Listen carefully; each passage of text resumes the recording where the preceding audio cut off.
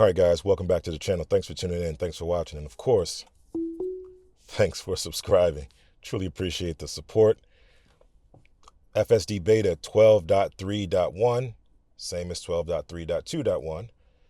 And we are going to see if FSD Beta can get us out of the city. We got into the city. We drove around the city. Can it get us out of the city? Okay, we're going to put it to the test and see what it does.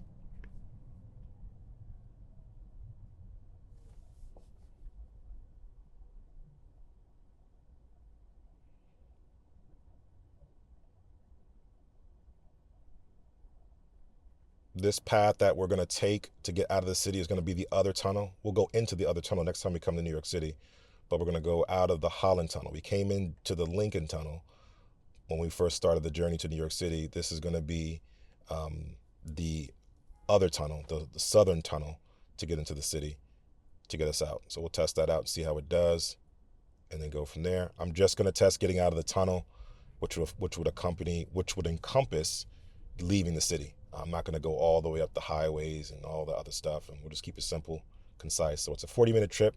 We're probably looking at, if the traffic is good, we're probably looking at more like 20 minutes. So we'll see what happens. Blocking. I'm going to give it some accelerator here, just because the people will start to go and we kind of get stuck in the intersection. Truck here, can it evade this situation? It's a tight squeeze. Needs to get over. Oh, please evade. Oh, take your time and do it right, please. And someone's filming something. Are we on camera? Hey, we might be on camera. Let's go. Person. No, don't let them go. Please go. Good job. I don't measure accelerator presses. To me, that's our way of overriding and confirming what the car needs to be doing. So I don't count that as a disengagement. I don't count it as something that's a ding to the overall drive. I would love for it to have conditional accelerator presses where it wants to get an approval from the driver or the operator, whether it can make a maneuver, right? Going around a car, going over a double yellow line, whatever the case may be. Would love for it to have that just to start, at least to help train it, at least to help give the driver confidence that it's not going to do anything unpredictable that the driver will feel uncomfortable with.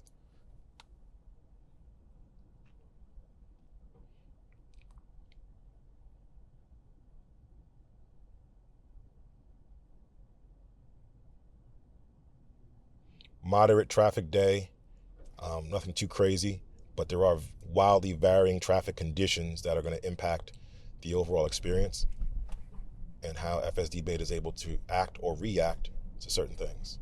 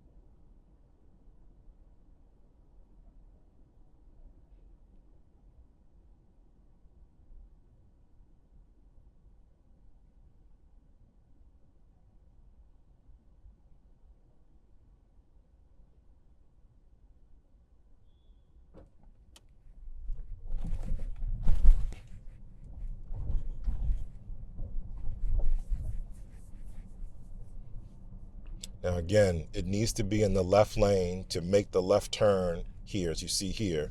It's not staging the lane early enough. It should stage the lane now. Now. Now. Stage the lane.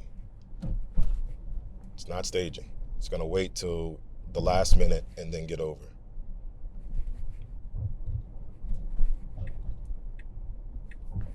See that? That's what it should not do unnecessarily. It could even have gone a little bit further on that lane there, but either way, it needs to stage lanes a little bit earlier, or a lot earlier. And it should utilize whatever information, and it's drifting very close to this line. Not great. Not great. Can't press the button. Come on, come on. All right, so this is definitely not where, this is definitely interesting because the road conditions are so bumpy, it's difficult to be able to use the touch screen in the city. Even when you drive manually, it's just hard because the screen is fixed and the bumps are all over the place and the cars on uneven surfaces, so it becomes a little bit challenging. I see a lot of people who do ride shares, they wind up resting their hand here to give them better balance to be able to press buttons and things like that. I think that's the reason why, and probably every city, but specifically in New York City, it's extremely uneven, the road conditions are, and makes it a little bit difficult to hit the screen. All right, we're staging into the tunnel here. We need to, oh boy, that was not great. Sorry, sir, didn't signal, just jumped into this lane. We're merging into the same thing. This guy's gonna be pretty aggressive here. Let him be aggressive. Smooth and nice and easy behind him. Very good. But definitely should have used a signal for the guy that we cut off. Not great. All right, here we go. Tunnel out of New York City. This is the Holland Tunnel, staging it. Let's pay attention to the proximity to this wall now. So far, it's looking good. Good even distance, biasing towards the center line, which is great.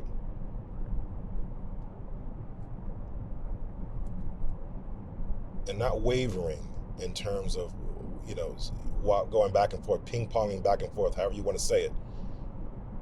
Staying pretty straight and consistent. My arcs are yellow and orange and not red as they were coming into the city. That's the good indicator.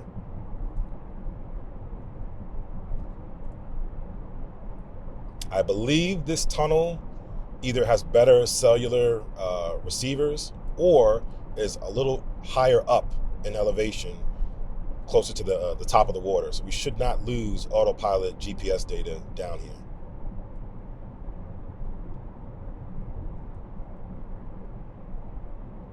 Like we did coming into the Lincoln Tunnel.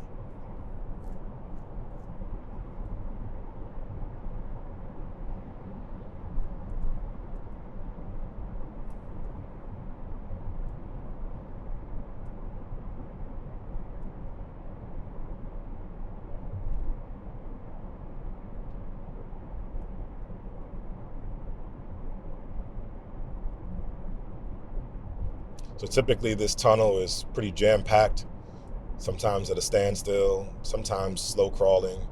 So this would constitute, hey, I've done my job or whatever, I've visited my people in New York, and now I want to come back home. From a day-to-day perspective, this would be a daily commute coming back home. What does that look like? I'm tired, and just as I spoke too soon. Poor GPS location accuracy. So we are a little deep here. The good thing about it is that with that message, we still get the full functions of full FSD, so that's great. Good slowdown, good distance between that car, not slowing down too fast for that car, so that was great. Sensors going off for proximity. But this would be an evening commute, a daily commute. Hey, I'm tired, I'm exhausted, I need the car to take me home. That's the use case here. I need you to be able to take me home. And speaking of use case, a lot of people saying, I wouldn't need this, who needs this? People just drive.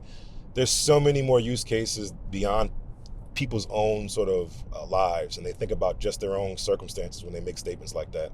There are so many people who are elderly, people who are disabled, people who have, who work certain jobs where they're driving nonstop. Truck drivers.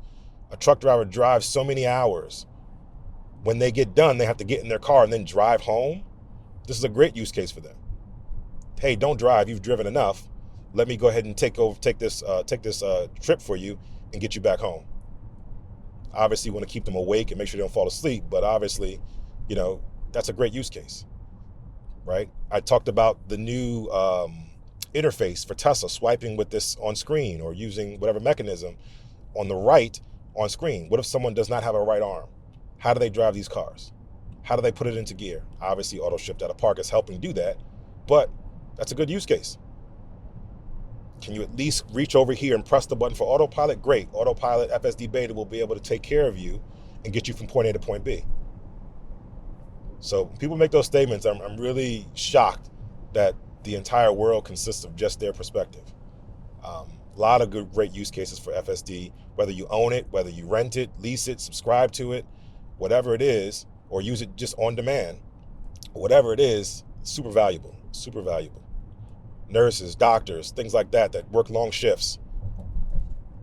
Okay?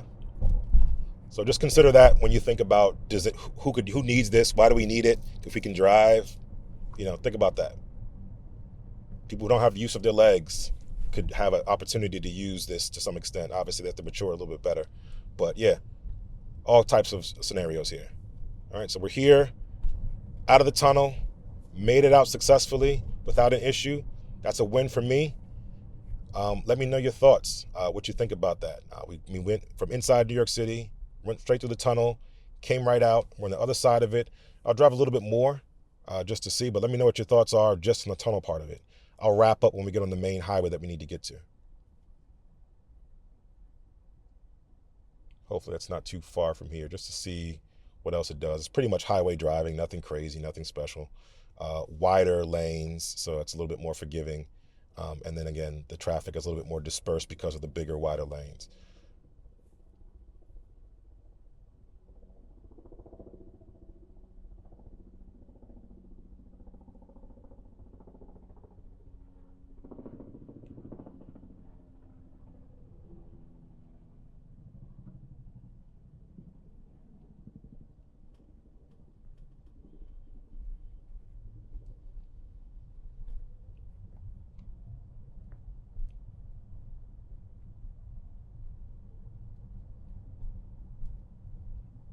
All right, I take that back. I did not allow, good job committing to the yellow light. I did not allow the requisite time for the camera to cool down. It's getting a little bit hot here, overheating. So I'll actually end here. That was pretty good. Pretty straightforward drive. I think we got a little bit of a boost there. We got, I think, 8 in terms of level of comfort. And I want to say 8 for level of confidence. I want to give decision making also an 8. Safety also an 8. I think we got 8s across the board here. This is a pretty comfortable, pretty good drive. Wish it would have staged the lane a little bit sooner. But I didn't really have to disengage for anything. I didn't really have to take over for anything, and it didn't disregard the navigation guidance here. So I'm pretty pleased with this. Nice and comfortable, nice and easy. Got through the tunnel, didn't stay too close to the edge. Now I was trying to get over and driving incredibly slow doing so with a 25 mile an hour speed zone. That's not correct. And I'll just take over here because it's not 25 miles an hour. But let me know your thoughts in the comments. Let me know what you think. And until the next time, enjoy your day. Enjoy your Tesla.